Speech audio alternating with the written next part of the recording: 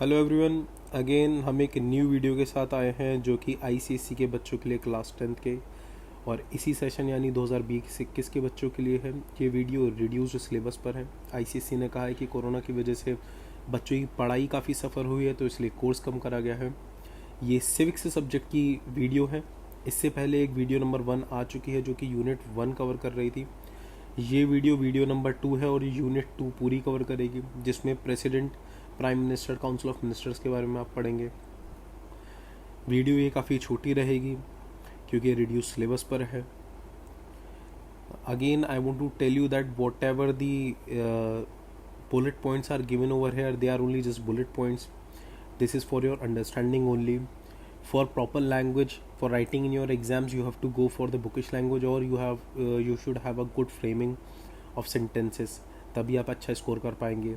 ये वीडियो सिर्फ आपकी समझ के लिए और आपको एक चैप्टर के व्यू देने के लिए अच्छी तरीके से उसके लिए होती हैं, बट आप जो एग्ज़ाम्स में लिख कर आएंगे उसको आप अपनी बुक से रेफ़र करें। So this unit is unit 2, the union executive. In this union executive there are two parts. First is about the president, second is about prime minister and council of ministers. पहली unit में हमने ये पढ़ा था कि हमारी federal government है, unitary nature है, और उसके लोकसभा एंड राज्यसभा के बारे में पढ़ा था। इसमें हम प्रेसिडेंट के बारे में और प्राइम मिनिस्टर के बारे में, council of minister, cabinet minister, इन सब के बारे में पढ़ेंगे। So first we are coming to the president. Who is president? President you already know, Ramnath Kovind इस टाइम हमारे प्रेसिडेंट हैं इंडिया के।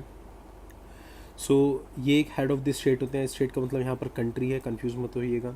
और ये supreme commander, he is the supreme commander of defence forces. हमारी एयर फोर्स, हमारी नेवी, हमारे army, उन सब के सुप्रीम कमांडर होते हैं ये। यानी कि सारी जो पोजीशंस हैं वो सब इनके अंडर में आती हैं, पूरी डिफेंस फोर्सेस। एक्सरसाइजेस पावर्स, इनकी जो पावर्स ये एक्सरसाइज करते हैं on the advice of PM, ये ज़रूर ध्यान रखिएगा। और काउंसिल ऑफ मिनिस्टर्स, देखिए काउंसिल ऑफ मिनिस्टर और पीएम की एडवाइस पर ही प्रेसिडेंट जो है इंडिया में वर्क करते हैं। और ये कहाँ पर दिया गया है? 42nd अमेंडमेंट में दिया गया है। जो 42nd अमेंडमेंट आया था, जिसे मिनी कॉन्स्टिट्यूशन भी कहते हैं, उसमें यह आया था। क्योंकि मिनी कॉन्स्टिट्यूशन इसे कहते हैं क्योंकि अमेंडमेंट बहुत ज़्यादा लेंदी था, बड़ा था।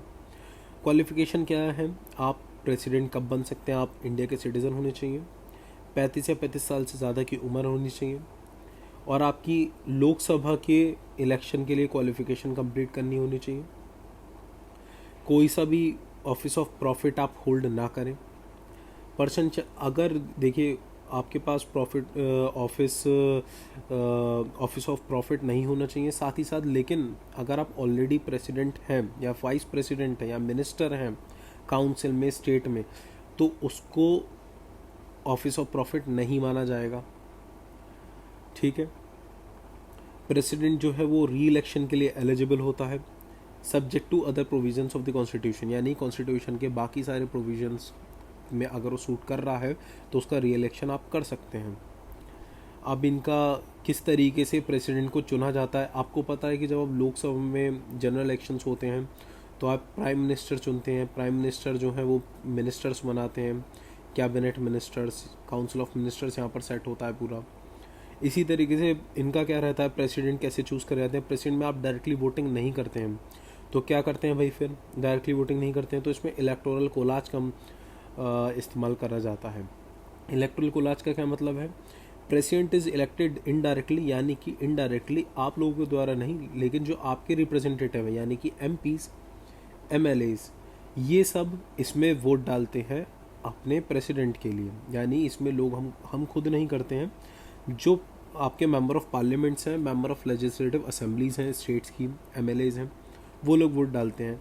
याद रखिएगा, जैसे आपको बताया गया लोकसभा और राज्यसभा में कुछ मेंबर्स जो हैं वो प्रेसिडेंट नॉमिनेट करता है, तो वो नॉमिनेटेड मेंबर जो हैं इसके एलिजिबल नहीं होते हैं, वो लोग वोट नहीं कर सकते। ठीक। अब इसको प्रपोज कैसे करा जाता है भाई, प्रेसिडेंट किसको बनना चाहिए? फर्स्ट ऑफ ऑल जो प्रेसिडेंट कैंडिडेट हमारा प्रपोज करा जाता है, 50 मेंबर्स उसके लिए हाँ कहने चाहिए। 50 मेंबर कम से कम प्रपोज करें, और इसके अलावा अनदर 50 भी उसके लिए राज़ी हों। ठीक है। पहले यही चीज़ 50-50 की जगह 10-10 पर थी, ठीक है, लेकिन अब 50-50 पर हो गई है। इसके अलावा जो कैंडिडेटों को से 15,000 सिक्योरिटी डिपॉजिट करना करना है। पहले ये 2500 था। ये डिपॉजिट का क्या मतलब होता है, आपने कभी कभी इलेक्शन में सुना भी होगा कि भाई वो कैंडिडेट हारा है, उसकी ज़मानत जब्त हो गई, ठीक है, तो ये वही अमाउंट है। क्योंकि ज़मानत जब्त होने मतलब ये नहीं कि जेल में भेज देते हैं। जो आप अमाउंट सबमिट करते हैं और अगर आपके पर्टिकुलर वोट नहीं आते हैं तो ये जो आपका अमाउंट है रिफंड नहीं होता है, इसे कहते हैं एक तरीके से ज़मानत जब्त होना। So that is the security deposit which should be submitted by the candidate. Next is voting done by secret ballot, यानी वोटिंग जो होती है इसकी सीक्रेट बैलेट की तरफ से होती है, यानी हर व्यक्ति को जो एमपीज या एमएलए हैं उन्हें एक फॉर्म दिया जाता है, उस पर वोटिंग करते हैं, ये नहीं पता चलता किसने किसको वोट दिया है। सिंगल ट्रांसफरेबल वोटिंग सिस्टम, ये जो है वो नीचे डिस्क्राइब्ड है, तो अब आप देख लीजिएगा। अब देखिए एमपीज और एमएलएज का वोटिंग की वैल्यू क्या होती है, दोनों के वोटिंग की वैल्यू अलग अलग होती हैं। तो एमएलए की वोटिंग पावर किस तरीके से निकाली जाती है, total population of state upon number of elected members of Vidhan Sabha into 1000। इसको जब आप कैलकुलेट करोगे तो उसकी पावर निकल आएगी, यानी कि उसकी कितनी काउंट होगी, ठीक है। इसी तरीके से वोटिंग पावर ऑफ एमपीज कैसे होता है, total number of votes assign to MLAs of all the states upon total number of elected MPs. इस फॉर्मूले को यूज़ करके हमारी एमपी की वोटिंग पावर आ जाती है, ठीक है। ये करा क्यों गया है, देखिए अलग अलग जगह पर अलग अलग एमएलएज और एमपी हैं। कोई स्टेट बड़ा है तो उसमें एमएलएज एमपी ज़्यादा है, कोई स्टेट छोटा है तो उसको एमएलएज एमपी कम है। तो छोटे स्टेट के पास कम पावर रह जाती वोट करने की। अगर मान लेते कि भाई जैसे दिल्ली है, दिल्ली में 7 सीट्स हैं सिर्फ, तो दिल्ली से 7 वोट्स ही पड़ पाते। और हमारे यूपी में जो है वो 80 सीट्स हैं एमपी की, तो वहाँ से 80 वोट हो जाते। तो क्या होता कि भाई दिल्ली वालों के वोट्स कम रह जाते और यूपी वाले अगर एक तरफा वोट डाल दे तो उनको तो 80, तो प्रेसिडेंट चुन लिया जाता। तो ये यूनिफॉर्मिटी क्रिएट करने के लिए कि जो दिल्ली के एमएलए एमपीज हैं उनका भी वोट बराबर रहे यूपी वालों के हिसाब से, ठीक है। तो इस वजह से ये करा गया। तो यूनिफॉर्मिटी क्रिएट करने के लिए ये एमएलएज एमपीज की फॉर्मूला यूज़ करा गया। अब देखिए यहाँ पर आपको बताया था single transferable voting system use होता है। इसका मतलब क्या है, इसका मतलब ये है कि हर वोटर को, ऑल वोटर्स, इनको प्रेफरेंसेस दी जाती हैं। और ये मान लीजिए, ये देखिए इस तरीके से बॉक्स बने हुए, तो इन्होंने प्रेफरेंस दे दी भाई ये 1 नंबर, ये 2 नंबर, ये 3 नंबर, ये 4 नंबर, इस तरह प्रेफरेंस दे दी। जैसे ये कैंडिडेट के फोटोज़ लगे हुए हैं मान लीजिए, और उन्होंने इस तरह प्रेफरेंस दे दी। प्रेफरेंस देने के बाद, अब प्रेफरेंस क्या देने के बाद क्या होता है, अगर किसी एक व्यक्ति को 50% कैंडिडेट की प्रेफरेंस अपर मिल जाती है कि हाँ भाई 1 नंबर पे वो दे रहे हैं, तो उसको डायरेक्टली बना दिया जाएगा, क्या बना दिया जाएगा, प्रेसिडेंट। लेकिन मान लीजिए ऐसा नहीं हुआ कि 1 नंबर के पास आ गया 40%, 2 नंबर के पास आ गया 42%, इसके कुछ ना कुछ ऊपर नीचे हुआ कि एक प्रॉपर एक कैंडिडेट को 50% नहीं मिल पाए, 50% से ज़्यादा वोट नहीं मिल पाए, तो क्या होता है, जिसके पास सबसे कम वोट गए, सबसे कम प्रेफरेंस मिली है, मान लीजिए 3 नंबर, तो इसको यहाँ से हटा दिया जाएगा, ठीक है। अब क्या होगा, अब इन तीनों में दोबारा से सिंगल ट्रांसफरेबल वोटिंग सिस्टम, फिर से इनको प्रेफरेंस दीजिए आप। तो ये चीज़ तब तक चलती रहती है जब तक किसी एक कैंडिडेट को मेजॉरिटी नहीं मिल जाती वोट की। जैसी उसे मेजॉरिटी मिल जाती है उसको प्रेसिडेंट इलेक्ट कर दिया जाता है।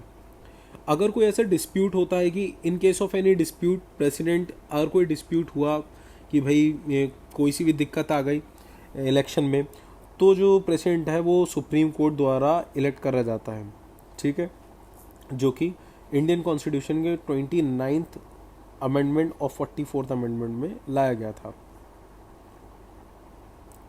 इसके अलावा रीज़न ऑफ इनडायरेक्ट इलेक्शन क्या है भाई, डायरेक्टली पब्लिक से वोटिंग क्यों नहीं करवा देते, पीएम चुना जाता है तो प्रेसिडेंट क्यों नहीं चुना जा सकता, क्यों नहीं चुना जा सकता, क्योंकि if elected by people he could become the centre of power, यानी कि अगर लोगों ने द्वारा उसे चुना तो सारा का सारा पावर सेंटर कौन बन जाएगा, प्रेसिडेंट, यानी कि एक बैलेंस क्रिएट नहीं हो पाएगा।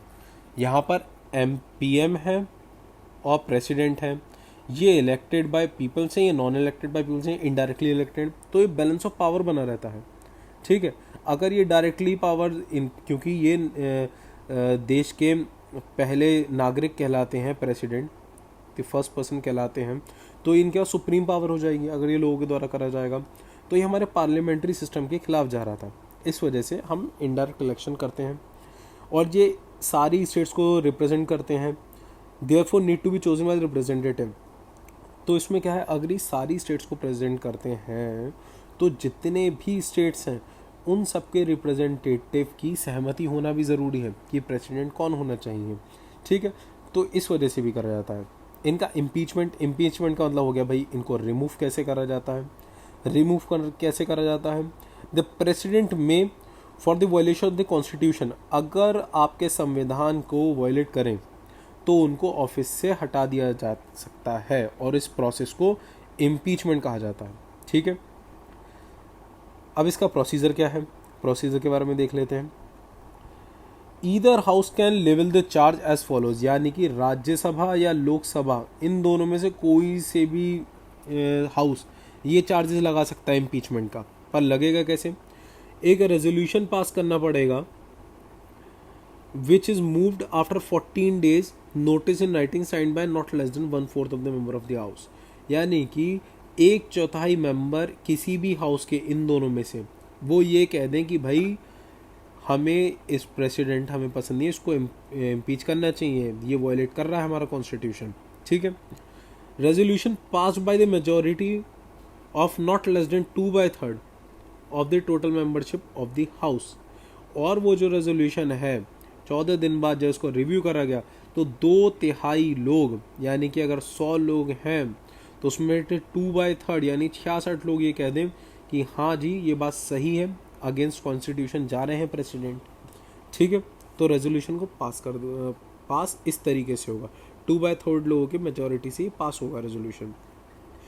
अब क्या होगा, मान लीजिए राज्यसभा में ऐसा इम्पीचमेंट का मुद्दा उठाया गया 1/4 मेंबर ने, और फिर उसके बाद 14 दिन के अंदर अंदर 2/3 ने कह दिया हाँ भाई बात सही है, इनको इम्पीच करा जाए, तो ये जो इम्पीचमेंट है ये डायरेक्ट प्रेसिडेंट को नहीं निकाल सकते।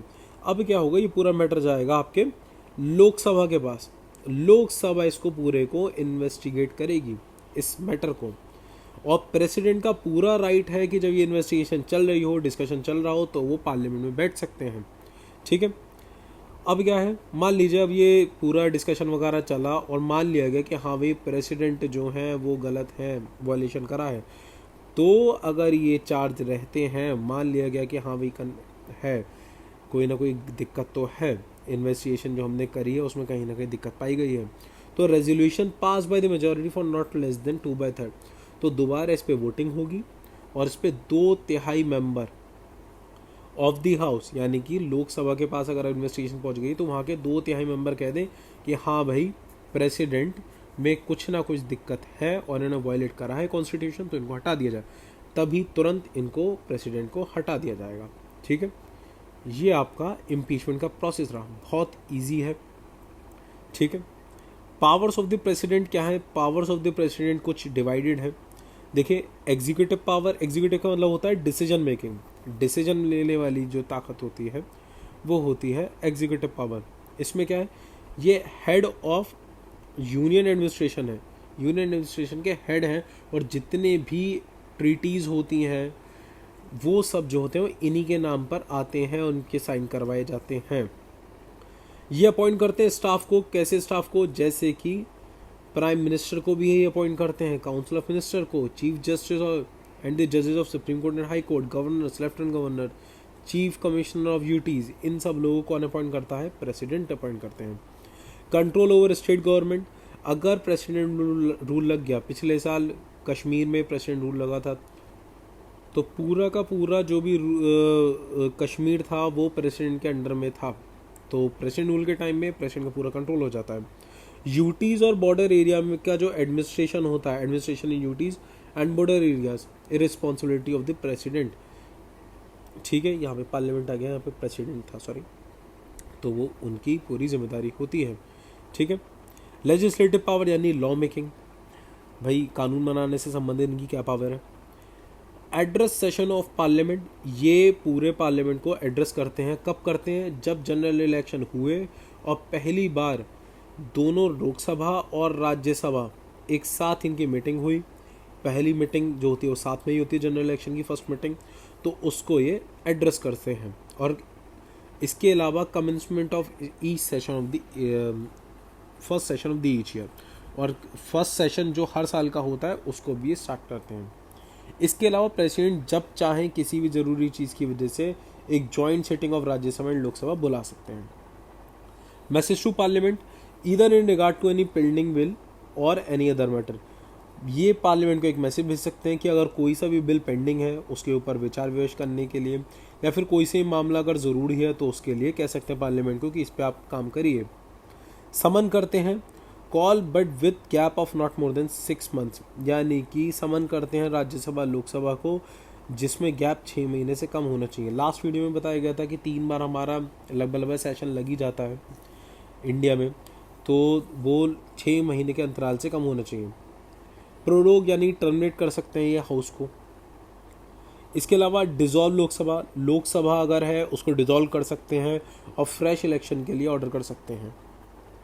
नॉमिनेशन ऑफ मेंबर, जैसे आपको बताया कि राज्यसभा में 12 मेंबर जो हैं वो प्रेसिडेंट के द्वारा इलेक्टेड होते हैं, ठीक है, तो उनका नॉमिनेशन भी करते हैं।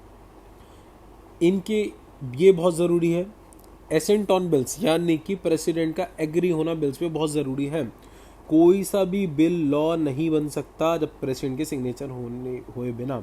यानी कि लॉ किस तरीके से बनता है कि राज्यसभा लोकसभा में वो बिल आता है, उसके ऊपर चर्चा होती है, फिर वो दूसरे हाउस में जाता है। मान लीजिए लोकसभा में बिल आया, उस पर चर्चा हुई, वो पास हुआ, फिर वो राज्यसभा जाएगा, वहाँ पर पास हुआ, लेकिन वो लॉ नहीं बनेगा जब तक प्रेसिडेंट के उस पर सिग्नेचर नहीं है। और प्रेसिडेंट चाहे तो इसको वापस भी भेज सकते हैं और इस पर कुछ चेंजेस के लिए कह सकते हैं। प्रोमुलगेट ऑर्डिनेंस, प्रोमुलगेट का मतलब होता है पब्लिसाइज करना, यानी पब्लिक को बताना। क्या बताना? ऑथोरेटिव ऑर्डर, ऑर्डिनेंस, ठीक है। कोई सी भी चीज़ अगर हमारे प्रेसिडेंट ने पब्लिक से कह दी तो उसे माना जाता है एक्ट ऑफ पार्लियामेंट, ठीक है। यानी कि मान लीजिए फॉर एग्जांपल, एक फ़नी सा एग्जांपल है, कल से हमारे उसने कह दिया प्रेसिडेंट ने कि भाई कल से 4 व्हीलर कोई नहीं चलाएगा, ठीक है। अगर उन्होंने ऐसा कह दिया तो आर्टिकल 123 के तहत उसे एक्ट ऑफ पार्लियामेंट माना जाएगा, ठीक है। और ये इस को कभी भी विड्रॉ भी कर सकते हैं। देखिए, एक्ट ऑफ पार्लियामेंट तो माना जाएगा, लेकिन इसके पीछे काफ़ी सारे रीजंस भी होते हैं कि उन्हें प्रूफ करना पड़ता है, 6 महीने के अंदर अंदर पास करवाना पड़ता है, नहीं हो पाता तो लैप्स करना पड़ता है। ये सब चीज़ें भी ऑर्डिनेंस में हैं, बट वो इस वीडियो में कवर नहीं है। डिस्क्रिशनरी पावर, कुछ ऐसी पावर सी होती हैं कि जिसमें मैंडेटरी नहीं है पर उसको वो इस्तेमाल कर सकते हैं। जैसे कि appointment of PM in the hung parliament. कोई ऐसी चीज़ हो गई कि देखिए किसी भी पार्टी की क्लियर मेजॉरिटी नहीं आई, हमारी पार्लियामेंट में बहुत दिक्कतें चल रही हैं, तो कभी भी अपनी मर्जी से वो पीएम अपॉइंट कर सकते हैं। किसी भी पीएम के सडन डेथ पे भी हमारा जो पीएम है वो प्रेसिडेंट द्वारा ही अपॉइंट करे जाएंगे सडन डेथ के टाइम पे। व्हेन पार्टी लूजेज मेजॉरिटी और नो कॉन्फिडेंस इज पास्ड, अगर किसी पार्टी की मेजॉरिटी चली गई, मान लीजिए उसके एमपीज हट गए, दूसरी पार्टी में शामिल हुए, या फिर नो कॉन्फिडेंस मोशन पास हो गया, तो प्रेसिडेंट या तो डिसॉल्व कर सकता है हाउस, यानी लोकसभा के फ्रेश इलेक्शन के लिए कह सकता है, या फिर वो दूसरी पार्टी से कह सकता है कि भाई आप आओ और आप अपनी मेजॉरिटी साबित करो। अगर आपने अपनी मेजॉरिटी साबित कर दी तो पीएम हम आपके इंसान को बना देंगे, आपके लीडर को बना देंगे, ठीक। President can dismiss the council of minister when they are not resigning after no confidence. मान लीजिए अगर नो कॉन्फिडेंस मोशन पास हो गया और फिर भी काउंसिल ऑफ मिनिस्टर्स रिजाइन नहीं कर रहे हैं, ठीक है, तो प्रेसिडेंट उनको डायरेक्टली डिसमिस कर सकता है, हटा सकता है। अब इमरजेंसी में क्या पावर है, देखिए भाई। इमरजेंसी, पहले तो सिचुएशन कौन सी होती है? It is a situation in which head of the state assumes extraordinary power, यानी कि वो टाइम है जहाँ पर पावर इनकी एक्स्ट्राऑर्डिनरी हो जाती है। प्रेसिडेंट उस टाइम प्रोक्लेम कर सकता है अपनी कंट्री में इमरजेंसी लग गई है। कब कब कर सकता है? तो इसमें 3 तरीके की इमरजेंसीज दी हुई हैं प्रोक्लेमेशन की। नेशनल और जनरल इमरजेंसी, कि किसी बाहरी खतरा है देश के पीस को और सिक्योरिटी को, या फिर सिविल वॉर, देश के अंदर ही अंदर वॉर हो गई है, रॉइड्स बहुत ज़्यादा बढ़ गए, तो इमरजेंसी कही जा सकती है आर्टिकल 352 के हिसाब से कॉन्स्टिट्यूशन के। Break down of constitutional machinery, जैसे कश्मीर में हुआ था कि वहाँ की जो गवर्नमेंट है वो सही से वर्क नहीं कर पा रही है, या फिर कोई और दिक्कतें आ गई हैं जहाँ पे पॉलिटिकल रीजंस हैं, अनसर्टिनिटीज़ हैं, तब भी इमरजेंसी क्लियर हो सकती है ब्रेक डाउन कॉन्स्टिट्यूशनल मशीनरी के नाम से। आर्टिकल 356 में दिया हुआ है ये। इसके अलावा फाइनेंशियल इमरजेंसी जो आज तक भारत में नहीं लगी है, जो कि आर्टिकल 360 में दिया हुआ है कि फाइनेंशियली अनस्टेबल हो गई है और हमारी आर्थिक स्थिति देश की बहुत ख़राब हो गई है, तब लग सकते हैं। देखिए यहाँ पर आपकी यूनिट एक कंप्लीट हो जाती है, इसके बाद चैप्टर कंप्लीट हो जाता है एक यूनिट का। उसका सेकंड चैप्टर हम पढ़ लेते हैं, prime minister and council of ministers. There is a council of minister headed by the prime minister to aid and advise the president in exercise of the function of his function. The prime minister is appointed by the president who also appoints other ministers on the advice of prime minister. तो भाई हमारे संविधान के हिसाब से council of ministers होने चाहिए, साथ में जो हेड करे जाए प्राइम मिनिस्टर के द्वारा, और ये प्रेसिडेंट अपॉइंट करते हैं। और जो हमारे काउंसिल ऑफ मिनिस्टर हैं ये अपॉइंट करे जाते हैं प्रेसिडेंट के through, but on the advice of prime minister. ठीक है। The council is collectively responsible for the Lok Sabha. Lok Sabha में जितनी भी सारी चीज़ें होती हैं उसके लिए काउंसिल ऑफ मिनिस्टर रिस्पॉन्सिबल ठहराई जाती है। It is the duty of the prime minister to communicate to the president all decisions of the council of minister, यानी काउंसिल ऑफ मिनिस्टर के सारे डिसीजंस को कम्युनिकेट करना प्राइम मिनिस्टर काम है प्रेसिडेंट को। Relating to the administration of the affairs of the union and proposals and legislation and informing relating to them, यानी कोई सी अगर चीज़ है जो करी जा रही है काउंसिल ऑफ मिनिस्टर के द्वारा, तो ये प्राइम मिनिस्टर का दायित्व है कि वो प्रेसिडेंट को इस बारे में इन्फॉर्म करें। द काउंसिल ऑफ मिनिस्टर, अब काउंसिल ऑफ मिनिस्टर बेसिकली होता क्या है? काउंसिल ऑफ मिनिस्टर में कई सारे मिनिस्टर आ जाते हैं, जैसे कि कैबिनेट मेंबर आ जाते हैं। कैबिनेट मेंबर और काउंसिल ऑफ मिनिस्टर में नीचे अभी एक डिस्क्राइब्ड दे रखा है कि इनमें क्या क्या फ़र्क होता है, उसमें आप पढ़ लेंगे। मिनिस्टर ऑफ स्टेट्स, मान लीजिए हमारे जो इस टाइम होम मिनिस्टर हैं वो राजनाथ सिंह हैं, ठीक है, तो ऐसी यूपी में भी एक होम मिनिस्टर होंगे। ठीक है, ये है सेंट्रल गवर्नमेंट के, यूपी का काम देखने के लिए यूपी में होम मिनिस्टर होंगे, तो वो जो है वो मिनिस्टर ऑफ स्टेट में आ जाएंगे। Minister of state independent charge, कभी आपने सुना भी होगा स्वतंत्र प्रभार, वो भी मिनिस्टर होते हैं। ठीक है, डेप्यूटी मिनिस्टर जो स्टेट मिनिस्टर से भी नीचे रैंक आ जाती है वो डेप्यूटी मिनिस्टर्स की होती है। तो बेसिकली देखिए, प्रेसिडेंट तो सुप्रीम है, प्रेसिडेंट हमारे सुप्रीम है। प्रेसिडेंट के बाद जो मेन चीज़ आती है हमारे prime minister and cabinet minister आ जाते हैं। ठीक है, फिर उसके बाद कौन से आ जाते हैं हमारे मिनिस्टर ऑफ स्टेट, फिर आ जाते हैं minister of state independent charge स्वतंत्र प्रभार, फिर डेप्यूटी मिनिस्टर। इस तरीके से पूरे हायरार्की है। ठीक है, तो जितने भी ये प्रेसिडेंट के बाद ये पूरी पोस्ट आ रही हैं इनको काउंसिल ऑफ मिनिस्टर कहा जाता है। बाकी एक बार अगर आप कंफ्यूज हो रहे हो तो अभी नीचे डिफरेंसेस हैं, उसमें और ज़्यादा क्लियर हो जाएगा। Basically cabinet minister council of ministers का एक पार्ट है, बट कैबिनेट मिनिस्टर वो मिनिस्टर्स हैं जिनके पास हाई पावर होती है और प्राइम मिनिस्टर के नीचे डायरेक्टली काम करते हैं। अपॉइंटमेंट ऑफ प्राइम मिनिस्टर कैसे करी जाती है? प्रेसिडेंट के द्वारा करी जाती है, और जो मेजॉरिटी पार्टी जो जीत कर आई है, जिसने गवर्नमेंट बनाई है, उसके लीडर को इनवाइट करा जाता है। और लीडर को इनवाइट करने के बाद क्या करा जाता है? जब लीडर आ जाता है, elect their leader as a PM, उस लीडर को प्राइम मिनिस्टर बना दिया जाता है। ठीक, अब देखिए काउंसिल ऑफ मिनिस्टर और कैबिनेट में क्या फ़र्क है। Council of minister consist of cabinet minister, minister of state, deputy minister. इसमें क्या है? Cabinet is the smaller group है, सीनियर मिनिस्टर है होल्डिंग इंपॉर्टेंट पोर्टफोलियो, बहुत ज़रूरी चीज़, डिफेंस, फाइनेंस, होम मिनिस्ट्री, ये सब चीज़ें।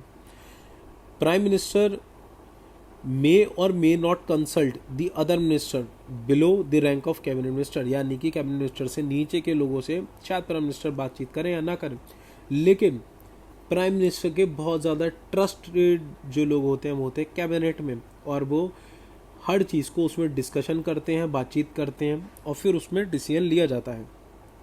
इन the day to day working of the government the council of minister as a whole rarely meet. तो council of ministers की जो मीटिंग होती है वो रेयरली होती है, ये डे टू डे वर्किंग में रहते हैं। जो हमारा कैबिनेट है वो एक छोटा ग्रुप होता है जो सीनियर मिनिस्टर्स होते हैं, और वो गवर्नमेंट की पॉलिसीज़ को चलाने के लिए बेसिकली पर्पसली मिलते रहते हैं frequently. According to constitution the president acts on the advice of the council minister. तो काउंसिल ऑफ मिनिस्टर्स की एडवाइस पे प्रेसिडेंट काम करते हैं, हमारा कॉन्स्टिट्यूशन कहता है, बट रियलिटी में it is not the council of minister but the cabinet minister which advice the president. So reality क्या है? काउंसिल ऑफ मिनिस्टर, क्योंकि काउंसिल ऑफ मिनिस्टर में बहुत तरीके के मिनिस्टर आ गए, तो हर एक से तो प्रेसिडेंट एडवाइस ले नहीं सकते, तो बेसिकली किससे लेते हैं? वो कैबिनेट मिनिस्टर से ही लेते हैं। Cabinet minister advices the president दो थ्रू द प्राइम मिनिस्टर, यानी कि प्राइम मिनिस्टर को चीज़ें बताते हैं और प्राइम मिनिस्टर जो है वो आगे फॉरवर्ड करते हैं, तो थ्रू प्राइम मिनिस्टर एडवाइस करते हैं प्रेसिडेंट को। आर्टिकल 75 में क्या दे रखा है, आर्टिकल 75 और कॉन्स्टिट्यूशन में दे रखा है, PM shall be appointed by the president and the other minister shall be appointed by the president on the advice of PM, यानी कि पीएम तो प्रेसिडेंट अपॉइंट करेंगे, लेकिन जितने भी मिनिस्टर्स हैं बाकी वो सब अपॉइंट तो प्रेसिडेंट ही करेंगे, but on advice of prime minister.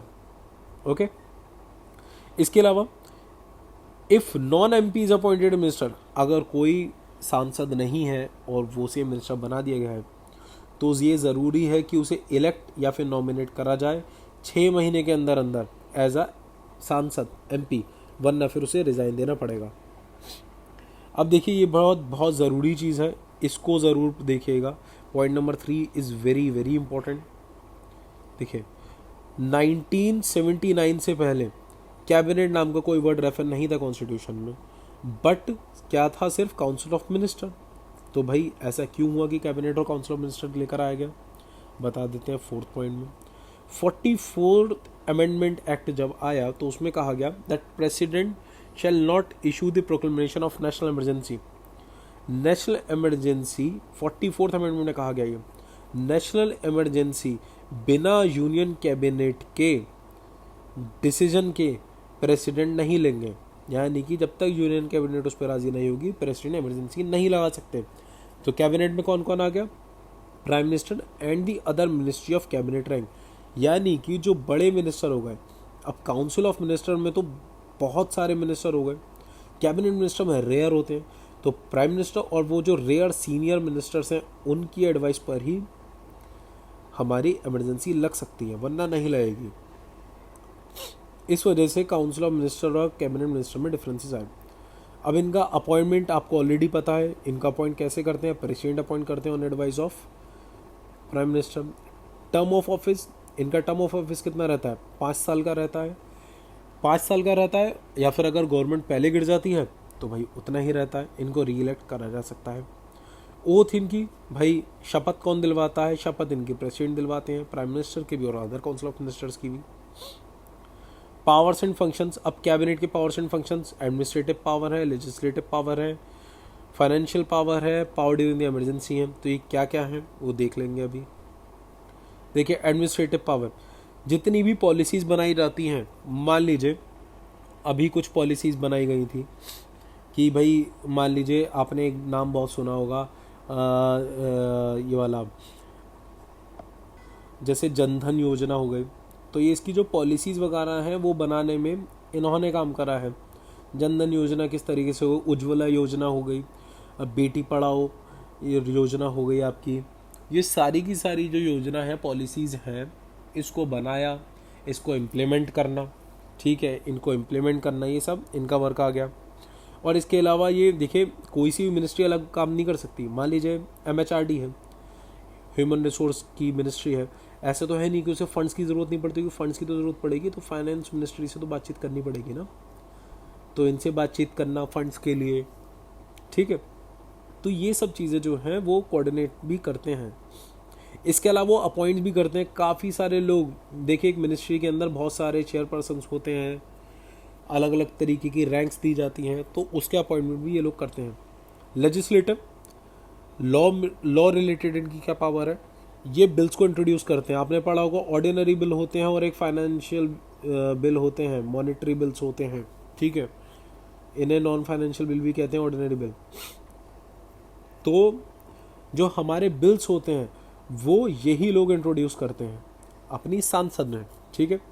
Sources of information, जो भी चीज़ें हो रही हैं, मान लीजिए रेल मंत्रालय है, अब कोई रेल पलट गई तो उसके बारे में पत्रकार किससे पूछेंगे, कौन इसका जवाबदेही होगा, कौन होगा, भाई रेलवे मिनिस्टर होगा। तो रेलवे मिनिस्टर सारी की सारी इन्फॉर्मेशन देगा पब्लिक को, भाई ये वजह थी, इस वजह से टेक्निकल एरर था या ह्यूमन एरर था। तो सोर्स ऑफ इंफॉर्मेशन भी होते हैं ये। अमेंडमेंट टू द कॉन्स्टिट्यूशन, कोई पॉलिसी ऐसी है जिसमें अमेंड यानी चेंज होना चाहिए, एडिट होना चाहिए, डिलीट होना चाहिए, कुछ भी होना चाहिए, तो अमेंडमेंट यही लेकर आते हैं।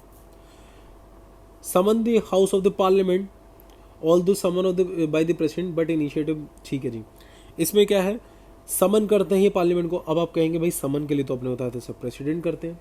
जी हाँ, प्रेसिडेंट ही करते हैं, बट जो पूरी इस चीज़ को समन करने के बाद जो इनिशिएटिव है और किस तरीके से समन करना है, कब बुलाना है, वो सब जो है वो इन्हीं के अंदर आता है। यानी समन के लिए कहेंगे प्रेसिडेंट, सारा वर्क कौन करेंगे, यही लोग। इशूइंग ऑर्डिनेंस, कोई सा भी ऑर्डर, ऑथोरेटिव ऑर्डर अगर रिलीज करना है तो वो यही करेंगे, ठीक है। फाइनेंशियल पावर, बजट, देखिए स्टेट की बजट होती हैं, यूनियन बजट्स वगैरह, जितने भी बजट्स वगैरह होते हैं, स्टेट बजट नहीं सॉरी यूनियन बजट ही, उसमें इनका पूरा हस्तक्षेप रहता है। फाइनेंस टू द गवर्नमेंट को पैसा कहाँ से है, कैसे कैसे आना चाहिए।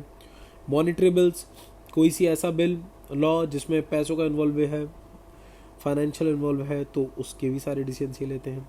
अब इनकी इमरजेंसी पावर क्या होती है। 44th अमेंडमेंट एक्ट कहता है that the president shall not issue the proclamation of national emergency unless the decision of the union cabinet. ये पॉइंट आपको ऊपर बताया था कि यूनियन कैबिनेट के बिना डिसीजन लिए प्रेसिडेंट इमरजेंसी नहीं लगा सकते, ठीक। Position on power of PM, अब पीएम की, प्राइम मिनिस्टर की क्या एक पोजीशन होती है, ठीक है, तो उसको कंपेयर करके बताया गया है। Prime minister and the president को अगर हम कंपेयर करें तो किस तरीके से पावर होती है। प्राइम मिनिस्टर एक प्रिंसिपल एडवाइज़र होते हैं। प्रिंसिपल एडवाइस सबसे ज़्यादा ज़रूरी, मतलब बेसिकली इनके एडवाइस को बहुत ज़्यादा अहमियत दी जाती है, उसी बेसिस पे काम करे जाते हैं। तो ये भी कहा जाता है कि प्रेसिडेंट जो है वो सिर्फ और सिर्फ नॉमिनल हेड है, बेसिकली जो मेन पावर है, रियल एग्जीक्यूटिव जो है वो हमारे प्राइम मिनिस्टर ही है। प्रेसिडेंट समन्स और prorogue the parliament and dissolve Lok Sabha on the advice of PM, यानी कि प्रेसिडेंट समन या प्रोरोग या फिर डिसॉल्व ऑफ लोकसभा किसके एडवाइस पे करते हैं, प्राइम मिनिस्टर के एडवाइस पे करते हैं, ठीक है। मिनिस्टर चूजन बाय पीएम, यानी कि जो भी मिनिस्टर प्राइम मिनिस्टर के द्वारा चूज करे गए हैं उनके एडवाइस पे प्रेसिडेंट को उनको अपॉइंट करना पड़ेगा और उनको डिसमिस भी करना पड़ेगा अगर हमारे प्राइम मिनिस्टर कहते हैं तो। Also same in the other official appointment, और ऐसा ही सेम रहता है बाकी अपॉइंटमेंट में, जैसे गवर्नर, जजेस, इन सब की अपॉइंटमेंट में भी यही चीज़ मानी जाती है। हमारे प्राइम मिनिस्टर अब एक तरीके से लिंक है president of council and council of minister के बीच में। आपसे पहले भी कहा गया था कि प्राइम मिनिस्टर की एक जिम्मेदारी है कि सारी कन्वर्सेशन वो प्रेसिडेंट को बताएं, तो एक तरह से लिंक की तरह काम करते हैं। President can ask to reconsider info about any matter, यानी कि किसी भी चीज़ से रिलेटेड कोई मैटर है उसको रिकंसिडर, यानी किसी लॉ के बारे में दोबारा रिकंसिडर करने के लिए या फिर किसी ज़रूरी चीज़ की इंफॉर्मेशन के लिए प्रेसिडेंट मांग सकते हैं। प्रेसिडेंट कैबिनेट में क्या है भाई, ये जो है लीडर है, कैबिनेट के लीडर माने जाते हैं बल्कि माने के जाते हैं। The power to allocate portfolios and allocate the council of minister, यानी कि भाई एक्स को कौन सा मिनिस्टर बनाना है, वाई को कौन सा मिनिस्टर बनाना है, क्यों बनाना है, क्या इनको चेंज कर देना चाहिए। जैसे हमारा पहले जो हमारे रक्षा मंत्री कौन थे, निर्मला सीतारमन थे, निर्मला सीतारमन को हटा के फाइनेंस मिनिस्टर बना दिया गया, ठीक है। और हमारे जो राजनाथ सिंह जी थे उन्हें बना दिया गया, हमारा डिफेंस दे दिया गया, होम मिनिस्ट्री दे दी गई, ये सब चीज़ें हैं, ठीक है। ऊपर सॉरी एग्जाम्पल दिया था उसमें होम मिनिस्ट्री में राजनाथ सिंह बोला गया था, तब क्यों अमित शाह हैं, पर गलती हो गई। चलिए इतने तो आप भी समझदार हैं, कंसिडर कर लेंगे उस चीज़ को, छोटी सी मिस्टेक बोलते बोलते पता नहीं चलती, छोड़िए उसे।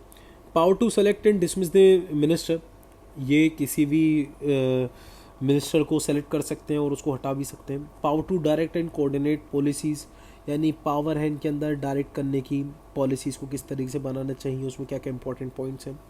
Resignation of PM means resignation of whole cabinet, अगर पीएम ने रेजिग्नेशन दिया तो उसका मतलब है कि पूरा का पूरा कैबिनेट का रेजिग्नेशन, ठीक। Prime minister inside the parliament, prime minister inside the parliament किस तरीके काम करते हैं, लीडर ऑफ द लोकसभा माने जाते हैं, स्पोक्स पर्सन द गवर्नमेंट की तरह काम करते हैं, defender of government policies, defend करते हैं गवर्नमेंट की सारी पॉलिसीज़ को, और intervention in case of controversial issues, यानी कि कोई से वैसे इश्यूज़ जो बहुत ज़्यादा कंट्रोवर्शियल है उसमें ये इंटरवीन करते हैं, पूरी तरीके से हस्तक्षेप करते हैं। Prime minister as the leader of nation, prime minister को as the leader of nation कैसे देखा जाता है, जैसे कि प्राइम मिनिस्टर ने अगर कोई बात कही तो माना जाता है कि पूरा देश वही बात कह रहा है, ठीक। जैसे अभी कुछ दिनों पहले हुआ था कि नेपाल ने कह दिया था कि भाई ये पर्टिकुलर एरिया लिपू लेक के आसपास का वो हमारा है, तो भले ही उनके जो प्राइम मिनिस्टर हैं ओपी ओली ने कहा था ये बात, लेकिन माना तो ये गया कि पूरा नेपाल ये मानता है, ठीक है। तो इस वजह से जो प्राइम मिनिस्टर कहेगा वो माना जाएगा, ये पूरा देश कह रहा है। During national crisis like war even the opposition parties support prime minister, यानी कि वॉर लाइक सिचुएशन में अपोजिशन पार्टीज भी प्राइम मिनिस्टर को सपोर्ट करेंगी। Prime minister decides what kind of relation, किस कंट्रीज के साथ कैसे रिलेशन होने चाहिए, ये प्राइम मिनिस्टर डिसाइड करते हैं। Prime minister tries to support the interest of the country in international forum, यानी इंटरनेशनल प्लेटफॉर्म्स पे, जैसे काफ़ी सारे प्लेटफॉर्म है, ब्रिक्स हो गया, यूएन हो गया, वहाँ पर कंट्री के सपोर्ट में कोशिश करते हैं इंटरेस्ट में काम करने की। He discuss matter to mutual interest with other leaders, यानी हमारा देश है, मान लीजिए हमारे नरेंद्र मोदी जी हमारे प्राइम मिनिस्टर हैं, व्लादिमीर पुतिन हमारे रशिया के हैं, डोनाल्ड ट्रम्प हमारे अमेरिका के हैं, शी जिनपिंग चाइना के हैं, तो हमारे इन लोगों ये अदर लीडर्स हैं, इनसे कन्वर्सेशन करना चाहते हैं जिससे कि इंडिया के पीपल का इंटरेस्ट माइंड में रखा जाए और इंडिया के लोगों को फ़ायदा मिले। प्राइम मिनिस्टर जो होते हैं एक्स ऑफिशियो चेयरमैन होते हैं NITI Aayog and atomic energy commission के, यानी कि इनकी जॉब, प्राइम मिनिस्टर की जॉब इतनी बड़ी है कि उनको माना जाएगा वो नीति आयोग के डायरेक्टली चेयरमैन हैं, उनको चुनने की ज़रूरत नहीं है, वो हैं ही ऑलरेडी एक्स ऑफिशियो, ठीक है। कलेक्टिव रिस्पॉन्सिबिलिटी का मतलब क्या है? Under article 73(5) of the constitution, 75(3) में क्या कहा गया? The council of ministers shall be collectively responsible to the house of people, यानी काउंसिल ऑफ मिनिस्टर लोकसभा के लिए पूरा रिस्पॉन्सिबल है। इसका मतलब क्या हुआ? The decision taken in meeting of the cabinet is equally applicable to all the minister, यानी कि कैबिनेट में अगर कोई से भी डिसीजन लिए गए हैं तो वो सारे ही मिनिस्टर जो उसके नीचे आ जाते हैं उन सब पे एप्लीकेबल हैं।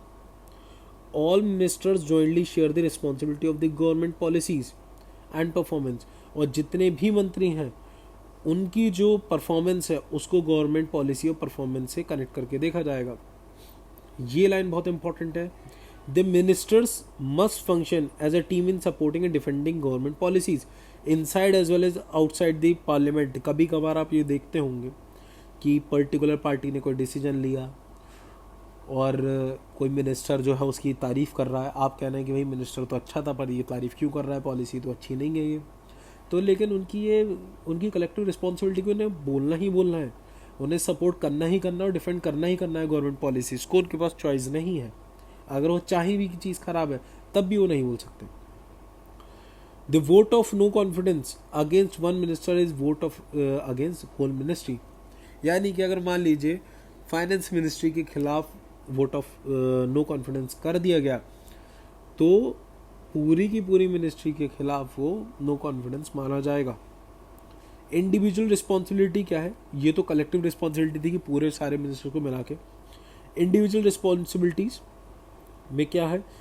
एंजॉयज ऑफिस टेन्योर और can be dismiss on advice of PM, यानी कि पूरे 5 साल या तो वो ऑफिस में रह सकते हैं, मिनिस्टर बने रह सकते हैं, या फिर प्राइम मिनिस्टर के एडवाइस पे प्रेसिडेंट उन्हें हटा भी सकते हैं, ठीक।